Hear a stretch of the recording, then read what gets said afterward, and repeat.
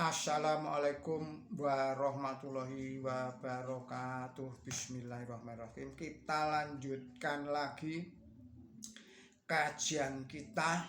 Ini adalah sebuah paket khutbah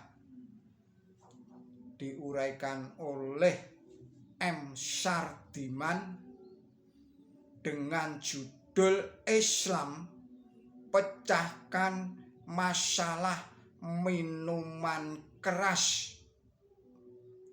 Bismillahirrahmanirrahim. Assalamualaikum warahmatullahi wabarakatuh.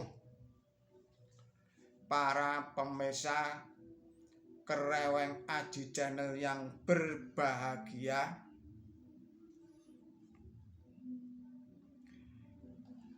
Allah berfirman, Bismillahirrahmanirrahim. Wahai orang-orang yang beriman, sesungguhnya minuman keras dan judi dan sesaji kepada berhala dan mengadu nasib dengan panah adalah perbuatan keji dari perbuatan setan. Maka jauhilah itu agar beruntung.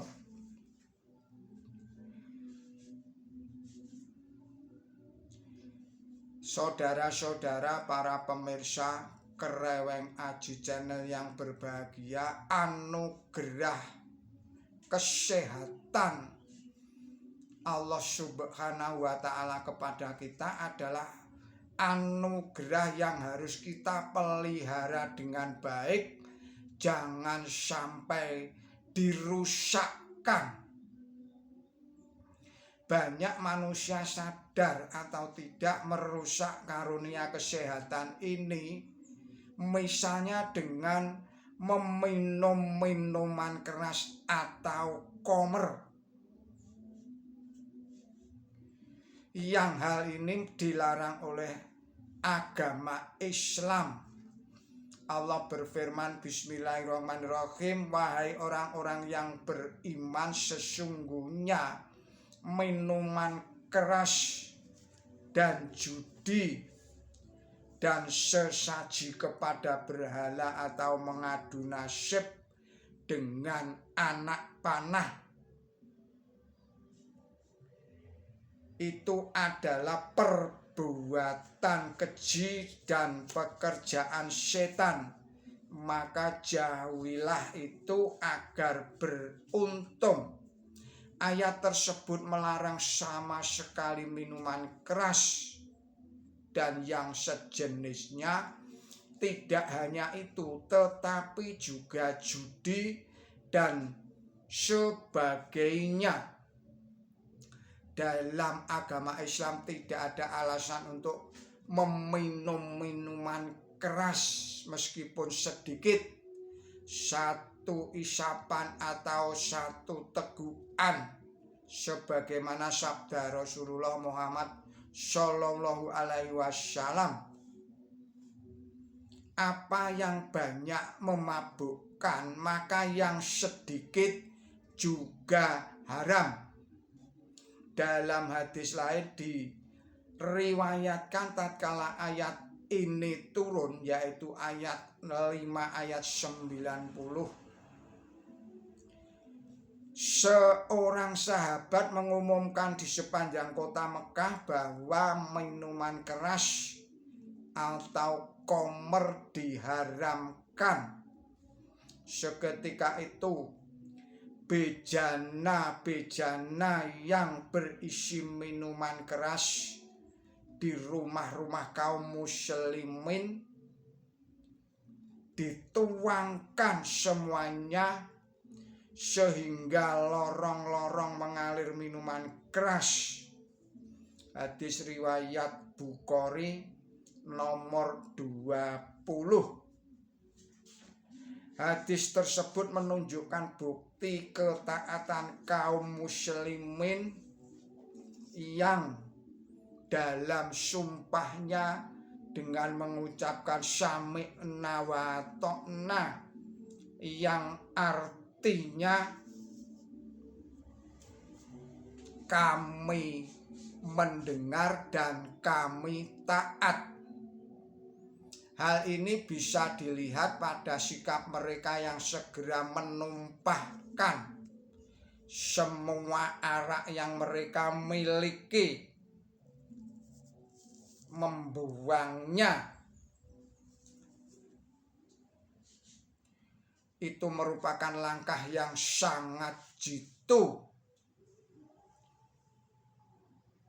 sehingga umat Islam tidak sudi bergelimang dengan minuman keras. Sepanjang sejarah dunia belum pernah terjadi kejahatan yang sudah berurat, berakar, balung sungsum seperti minuman keras itu dapat dimusnahkan begitu cepat dan menyeluruh. Namun sebaliknya, tatkala dunia sedang gencar-gencarnya melarang minuman keras yang dapat memabukkan itu, ternyata ribuan pendeta telah tertipu dan hanyut menjadi pecandu minuman keras melalui apa yang dinamakan mengisap sedikit minuman keras, seperti yang sering dilakukan di dalam tradisi gereja tatkala mengadakan makan malam rohani. Minuman keras dalam tradisi gereja, seorang penginjil yang sering tampil di televisi yang bernama James Swatgott mencatat dalam bukunya berjudul Alkohol bahwa di Amerika Serikat terdapat 11 juta pecandu minuman keras dan juga terdapat 40 juta peminum kuat. Antara keduanya, baik pecandu maupun peminum kuat, tidak ada bedanya. Artinya kedua-duanya sama-sama rusak. Di Republik Afrika Selatan, meskipun jumlah orang kulit putih tidak lebih dari 4 juta, di tengah-tengah penduduk pribumi yang berjumlah 30 juta, itu tidak kurang dari 300.000 pecandu minuman keras. Dalam sensus akhir-akhir ini terdapat orang-orang kulit berwarna pecandu minuman keras dengan jumlah minuman 7 kali lipat dari minuman keras yang dikonsumsi oleh orang-orang yang berkulit campuran. Kenyataan tersebut merupakan bukti otentik tentang ajaran gereja yang tradisional, yang banyak memakan korban bagi pemeluknya. Dalam Amsal pasal 31 ayat 6 sampai dengan ayat 7 diungkapkan sebagai berikut: berikanlah minuman keras itu kepada orang yang akan binasa, dan anggur itu kepada yang susah hati. Berilah atau biarlah dia minum dan melupakan kemiskinannya dan tidak lagi mengingat kesusahannya. Jelaslah dari ayat tersebut di atas bahwa gereja mengajarkan dan sekaligus menganjurkan pemeluknya supaya menghilangkan kesadarannya dengan minuman keras, bukan dengan cara bekerja keras untuk dapat mengubah nasibnya. Bandingkanlah dengan ajaran agama Islam.